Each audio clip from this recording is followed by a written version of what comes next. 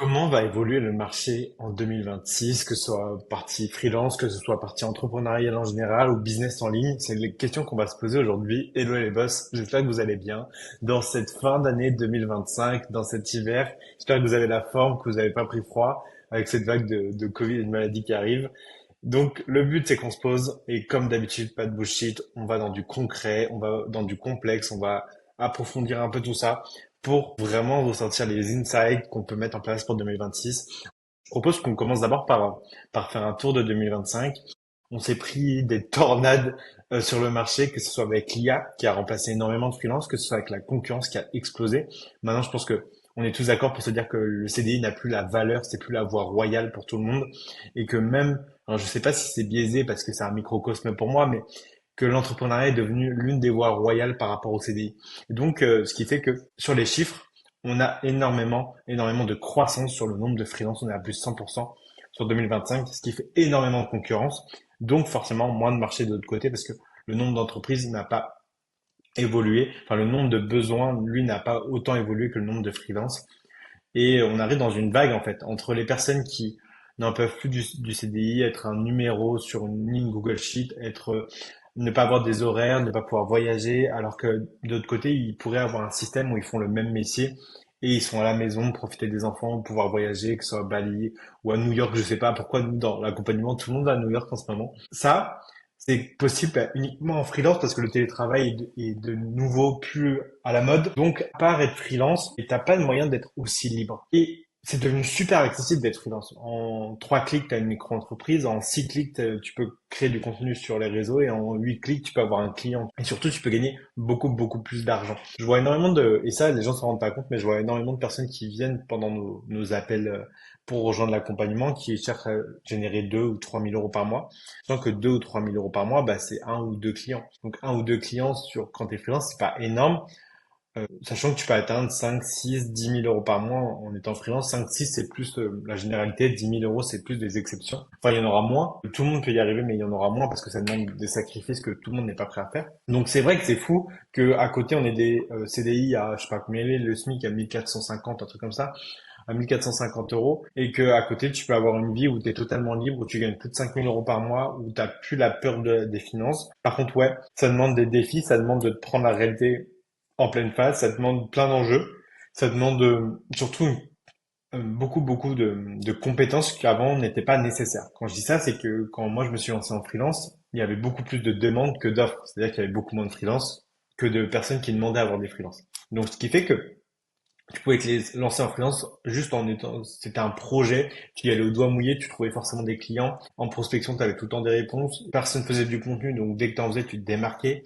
C'était facile. Maintenant, c'est plus du tout le cas. Le marché du freelance est devenu beaucoup plus concentré. Et donc, c'est toujours aussi accessible, c'est-à-dire que tout le monde peut y arriver et c'est toujours possible, hein. Il n'y a aucun problème là-dessus. C'est juste que maintenant, c'est devenu une vraie voie entrepreneuriale, c'est devenu un vrai business. Et si tu le prends pas comme tel, alors tu n'y arriveras pas et c'est là où tu arrives dans personne ne me répond à ma prospection, mon contenu ne touche pas les bonnes personnes ou alors même les gens me ghostent une fois que je fais mon devis.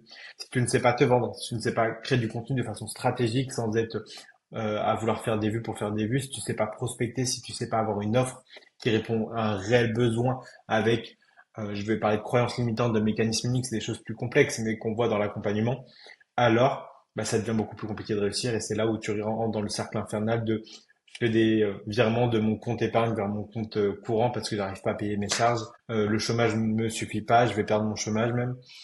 Et t'as toujours pas de clients et tu travailles comme un acharné mais t'as pas de résultat. Mais c'est à cause de tout ça, c'est à cause de ce manque de compétences. C'est même pas une question de détermination, même ça en fait partie. C'est vraiment un gros manque de compétences qu'on peut voir sur le marché parce que les gens maintenant pense que ils peuvent se lancer sans compétences business et juste avec leurs compétences, je sais pas, c'était graphiste, je sais faire du graphisme donc je vais me lancer. Oui, alors c'est bien, mais il faut savoir avant toute la phase d'avant avoir les clients pour savoir ensuite être graphiste. Et c'est cette phase-là qui est compliquée pour quelqu'un qui n'est pas accompagné. Pourquoi? C'est parce que du coup on arrive sur 2 points. L'IA a pris tous les clients faciles, donc tous les clients qui auraient pris un graphiste pour faire une affiche par exemple, ben ça, le client qui n'a pas l'argent, le client qui n'a pas un réel besoin, une réelle douleur, il va prendre l'IA maintenant alors qu'avant il aurait pris un graphiste. Donc ça enlève tous ces bas clients-là, tous ces clients faciles et accessibles pour la majorité des gens. Et donc tous les clients tous les clients, tous les freelances, pardon, je vais y arriver, qui se lançaient comme un projet et pas comme une voie entrepreneuriale, prenaient ces clients-là et donc avaient assez pour se rémunérer. Alors, il leur fallait 10, 15 clients pour sortir 2 000 euros, hein, mais ils s'en sortaient, quoi. C'était possible. Alors maintenant, c'est plus du tout le cas parce que l'IA a pris ce marché-là. De l'autre côté, on a eu l'augmentation de la concurrence, je vous l'ai dit, les gens en CDI ne s'y retrouvent plus et voient cette voie magique rêvée du freelance qui est libre, du freelance qui gagne beaucoup plus, du freelance qui peut atteindre son plein potentiel. Et donc, du coup, lâche le CDI pour se lancer en concurrence avec ceux qui sont déjà là. Il y a les gens qui sortent d'études et qui veulent plus du tout un CDI. Et on a aussi pas mal de gens qui sont vers la cinquantaine et qui ne veulent plus trouver un CDI ou alors ont été virés pour licenciement économique ou autre et qui veulent pas se relancer dans un CDI et pour aller jusqu'à leur retraite veulent se lancer en freelance. Ça, on a pas mal de personnes comme ça aussi. Donc, ce qui fait qu'il y a énormément de concurrence et les gens forcément ont été prospectés des milliers de fois, voient le même contenu tous les jours et donc sont beaucoup beaucoup moins sensibles à toutes ces techniques-là. C'est pour ça que je reviens là-dessus. Un freelance qui se lance au doigt mouillé ne marchera pas et va arriver dans le cercle infernal du freelance. Au niveau mindset aussi, et j'aime pas trop ce mot-là, donc au niveau de la façon de penser, l'année 2025 a fait pas mal de mal. Les réseaux sont devenus de plus en plus accessibles. La réussite est de plus en plus jeune parce que l'accès à l'information et l'IA le permet. Donc les gens se comparent et se sentent toujours en retard. Moi, c'est un sentiment que j'ai eu et je pense que c'est un sentiment que tu as dû sentir passer aussi quelquefois, d'être en retard, de voir des gens plus jeunes que toi réussir beaucoup, beaucoup, beaucoup plus. Ce sentiment aussi de pas être légitime parce que tu vois des gens sur les réseaux qui font des trucs bien plus chiadés, bien plus qui ont l'air bien plus compétents que toi. Donc, tu es toujours dans ce système de comparaison qui est de plus en plus impactant, surtout dans l'année 2025 avec encore une fois la montée des réseaux sociaux et, euh, et aussi des réseaux pro qui n'étaient pas le cas avant. Et en 2025, il y a vraiment un- une recrudescence de la création de contenu sur la partie pro. Donc, énormément de comparaisons, forcément plus anxiogène, plus assujetti à la dépression ou alors au mal-être via la comparaison. Et ça, 2025, ça a fait mal pour ça, hein. Ça a fait vraiment mal pour ça. Je sais pas comment vous l'avez vécu, vous, mais c'était sur une année compliquée pour ces points-là. En gros, il y a une vraie impression que devenir heureux est devenu de plus en plus compliqué et un philosophe, il y a déjà pas mal de temps, l'a expliqué. Il disait, ce philosophe-là, souffre parce qu'on désire beaucoup trop de choses. J'ai pris des petites notes là-dessus. Selon lui, le désir crée du manque, le manque crée de l'angoisse, l'angoisse empêche le bonheur. Donc l'objectif épicurien, ce philosophe, c'est Épicure, c'est réduire les désirs non nécessaires. Luxe, statut, validation, permission. Pour ne garder que les désirs naturels, manger, dormir, être en sécurité, les désirs nécessaires. Amitié, paix intérieure. En gros, d'après la lignée philosophique épicurienne, c'est moins tu désires et moins tu souffres. Et donc forcément, plus tu es heureux. Et donc comme on est beaucoup plus sujet au désir à cause des réseaux, ok, parce que si tu es en CDI ou alors si tu viens juste de te lancer, avant, tu n'avais pas accès à tout ça, à tous ces jeunes qui roulaient en Lamborghini, à toutes ces familles qui allaient à l'autre bout du monde en famille et profitaient au soleil tout le temps, je sais pas, ces papas, ces mamans qui pouvaient vivre à la maison. Tout ça, ça te pensait pas possible et réalisable. Maintenant, avec la création de contenu et le contenu, tu l'as devant ta tête, donc tu peux plus l'ignorer. Et donc, si tu as ce désir-là, d'après Épicure, est plus assujetti à la souffrance, au fait d'être malheureux et pas du coup et de ne pas trouver le bonheur. Maintenant qu'on a fait le tour de ce qui s'est passé en 2025, on va faire comment va évoluer le marché en 2026 d'après mes impressions et d'après ce que j'ai pu voir et analyser. Dans la lignée de ce qui s'est passé en 2025, 2026, on va passer d'un marché d'amateur à un marché d'excellence. Je m'explique. On a ce qu'appelle Joseph Schopenhauer, on a une destruction créative par le bas. D'après lui, donc ça c'est un concept économique, d'après lui, pour qu'un progrès apparaisse, quelque chose d'ancien doit disparaître. Le nouveau détruit l'ancien, mais crée plus de valeur. Et donc, le nouveau, c'est quoi? C'est l'IA et l'augmentation de la concurrence et l'augmentation aussi des compétences des freelances. Et l'ancien, c'est tous les freelances qui prenaient ce bas du marché. Donc, on va passer d'un marché d'amateurs, avec beaucoup de freelances qui étaient en bas, à un marché d'excellence où seuls les top freelances vont rester parce qu'on a une destruction créative par le bas. Comme le marché change énormément tous les 3 mois à peu près avec l'évolution, notamment de l'intelligence artificielle, notamment de la concurrence, alors la destruction créative rentre dans un cercle beaucoup plus rapide et tu n'as pas le temps de te rendre compte que tu es déjà obsolète et que tu es déjà à l'ouest. Ce qui fait que les freelances mauvais en qui ne s'adaptent pas, qui ne prennent pas l'IA dans leur équation, vont se faire remplacer et vont devenir du coup une commodité. Une commodité en 2026, c'est quelqu'un qui ne gagne pas d'argent. L'enjeu du coup, c'est de pas être concurrencé par Canva, par Opus, par ChatGPT, mais c'est de s'en servir. Pour ça, j'en parle du coup dans le live que je fais la samedi et dimanche prochain, sur le fait que l'offre doit avoir une partie stratégique et une partie opérationnelle. Dans la partie opérationnelle, tu dois utiliser l'IA pour aller beaucoup plus rapidement. Et l'utiliser l'IA pour aller beaucoup plus rapidement va te permettre de faire une offre beaucoup plus sexy. Si tu me promets quelque chose en une semaine au lieu d'un mois, ça m'arrange. Je trouve ça beaucoup plus sexy, je trouve ça bien meilleur. Tu vas pouvoir faire beaucoup plus de qualité, beaucoup plus rapidement et que ça soit beaucoup moins chronophage pour toi. Ça, c'est l'ère de l'IA, c'est les nouveautés et tu dois absolument implémenter l'IA dans tout ce que tu fais. Je suis pas là pour vous faire peur, je suis là pour vous faire vraiment comprendre que il y a une nouvelle voie que tu dois prendre. Si tu ne la prends pas, je vois pas d'autre solution que le fait que tu disparaisses parce que tu vas devenir une commodité. Le deuxième point que je voulais aborder, c'est le retour à l'authenticité. Et là, c'est un peu le contre-IA. Pourquoi? Dans la création de contenu, on va avoir énormément apparaître des vidéos faites à l'IA. Et maintenant, depuis à peu près 3 semaines, un mois, il n'y a plus de différence entre une vidéo IA ou une vidéo faite réellement par quelqu'un. Et c'est très très dur de discerner, même si tu as l'œil. Alors que si moi, connaisseur, même avec l'œil, j'arrive pas à discerner quelqu'un, la majorité des gens, 99% des gens ne discernent pas de l'IA ou de pas l'IA. Ce qui fait qu'on va avoir une augmentation de la création de contenu parce que s'il n'y a plus besoin de mettre ma tête, si j'ai plus besoin de tourner de vidéos devant la caméra, ça veut dire que je peux créer du contenu par millions, ça veut dire que je peux submerger tout un réseau social sans que ça me prenne de temps. C'est ce que beaucoup d'entrepreneurs et de marketeurs vont faire parce que c'est la voie la plus facile. Et le contre-pied de ça, c'est quoi le marketing? C'est vraiment prendre le contre-pied d'une vague. Le contre-pied de cette vague de l'IA, ça va être le retour à l'authenticité. Ça va être les vidéos de mauvaise qualité. Ça va être le truc de je prends mon téléphone et je parle devant. Ça va être le truc de il y a aucune préparation, aucune scène, aucune mise en scène et que c'est très naturel. Et là, on va avoir un retour au format RAW qui va avoir encore plus de valeur, donc RAW sans mise en scène. Le but, c'est vraiment d'aller dans du format qui est authentique et qu'on a l'impression d'être dans ta vie, et que c'est quelque chose de très naturel. Dans le retour à l'authenticité aussi, on va avoir un retour dans l'authenticité du marketing. Ça veut dire quoi? C'est que on va arrêter les promesses de plus en plus grosses avec des garanties qui n'ont ni queue ni tête. On va en arrêter avec les chiffres gonflés. On va en arrêter avec le flex sur le chiffre d'affaires parce que les gens vont avoir besoin d'authenticité et on voit bien qu'il y a une disparité et une rupture entre les entrepreneurs qui font énormément de chiffre d'affaires et qui ont un lifestyle qui est décorrélé de la vie réelle et la cible. Cette rupture est vraiment au niveau marketing, on le ressent. Et pour avoir accompagné les infopreneurs aussi dans cette catégorie-là, il y a vraiment une rupture et maintenant, le fait du coup d'avoir une vie plus normale, même si tu gagnes beaucoup d'argent, de parler un peu moins de richesse, de parler un peu moins de luxe, fait que tu es plus en adéquation avec ta cible. Si ta cible se reconnaît plus en toi, ça fait que du coup, il y a plus de conversion, hein, forcément.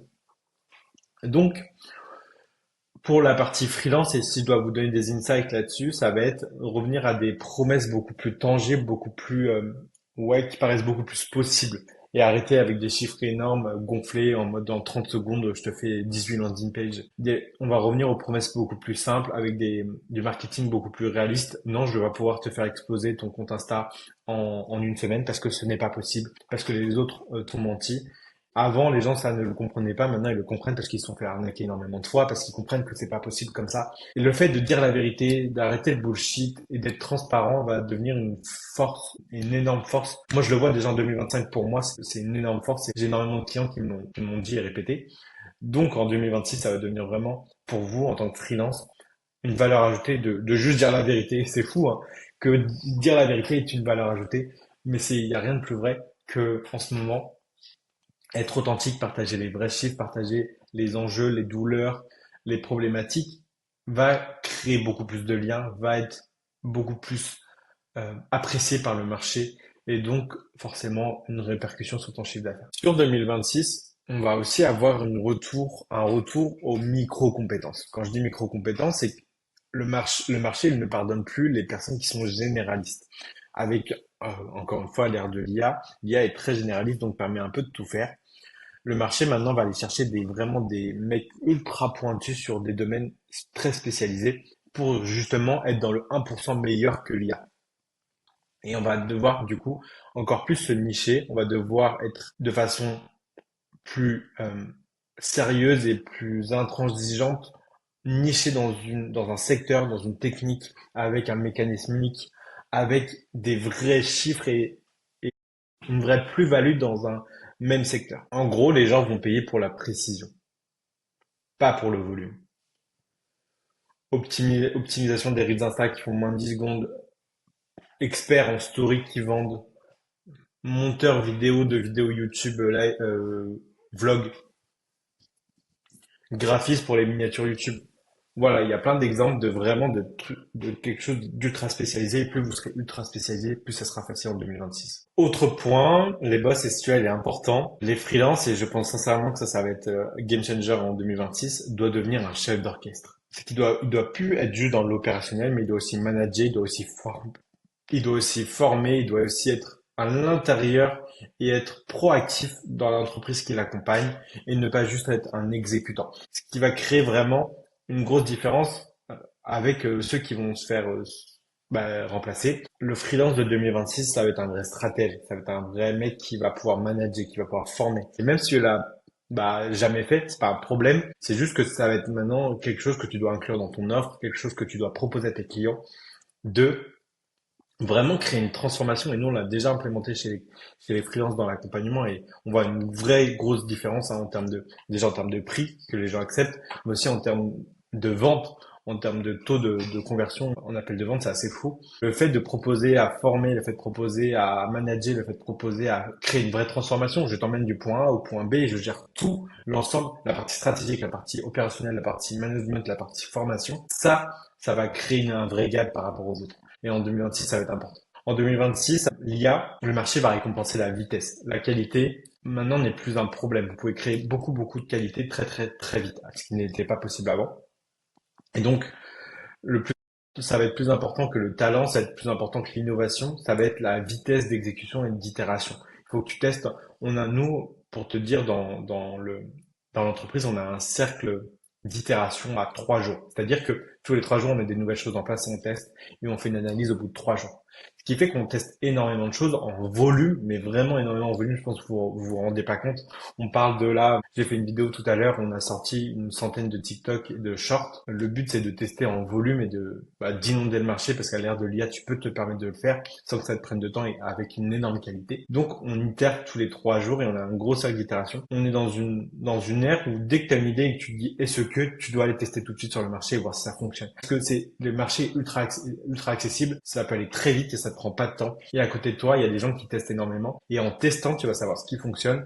Attention à bien le faire de façon intelligente, bien évidemment, parce que c'est bien beau de tester, mais si tu sais pas analyser, tu testes tout le temps et dans le vide. Le but, c'est de tester, voir ce qui fonctionne et miser sur ce qui fonctionne ensuite. Et le plus important, il est dans miser sur ce qui fonctionne ensuite. Parce que la majorité des gens vont tester énormément, mais vont pas savoir analyser ou alors vont oublier ce qui a marché parce qu'il manque de data et ils vont recommencer encore et encore. Le marché en 2026 récompense la vitesse, il va pas le volume et l'itération. En 2026, ça c'est un point important et ça va être le dernier point, les gens vont chercher la guidance et pas la formation et pas l'information. L'information, elle est accessible maintenant en 3 clics et elle est précise et elle est rapide et elle est ultra complète. On peut sortir des livres entiers en tapant un prompt. Donc, l'information n'est plus quelque chose qui est une valeur ajoutée. Les gens maintenant vont acheter la guidance, le fait d'être guidé d'un point A à un point B. C'est pas parce que tu as l'information que tu sais le faire et que tu sais le mettre en place et que tu sais y aller. C'est pas parce que je te dis comment conduire que tu sais conduire. Par contre, si je te montre comment conduire, je te forme, je t'accompagne, je te donne des exemples, je te guide sur comment conduire, je suis avec toi, à côté de toi, comme un moniteur d'auto-école, alors là, tu sais conduire à la fin. Le monde a besoin maintenant de gens qui guident, ils n'ont plus besoin de gens qui forment ou qui donnent des informations. Et tu dois te placer en tant que freelance dans un monde où on accompagne et pas où on donne juste de l'information. Et ça, tu dois aussi changer dans ton offre, ça fait beaucoup de changements dans l'offre. Mais tu vois, tous ces changements sont nécessaires pour pas que tu sois comparé au énième freelance et pour que tu prennes ce gap-là, ce chemin-là qui a fait la différence. C'est ce qu'on a mis en place en tout cas, dans les freelances qu'on accompagne, c'est ce qui fait péter les résultats. On a réussi à descendre les résultats de 60 à 30 jours maintenant, tellement toutes ces choses-là fonctionnent très bien. Donc je t'invite à essayer, à voir comment tu peux le mettre en place chez toi. J'espère que cette vidéo t'a pas mal aidé, j'espère que ça t'a donné des insights pour prendre le virage de 2026. Si tu veux le prendre dès maintenant, tout ce que je t'ai donné, ça marche déjà actuellement, on l'a déjà testé, autrement je te le donnerai pas. On l'a déjà mis en place, on a déjà des gros résultats dessus. Et justement, j'en parle samedi et dimanche là, pendant le live, de ces points-là qui vont être ultra importants. Je vais aller beaucoup plus dans la précision, beaucoup plus dans le concret. Mais là, au moins, tu as les piliers qui sont importants à prendre en compte dans 2026. Ciao boss, il n'y a plus qu'à appliquer. Hâte de te revoir.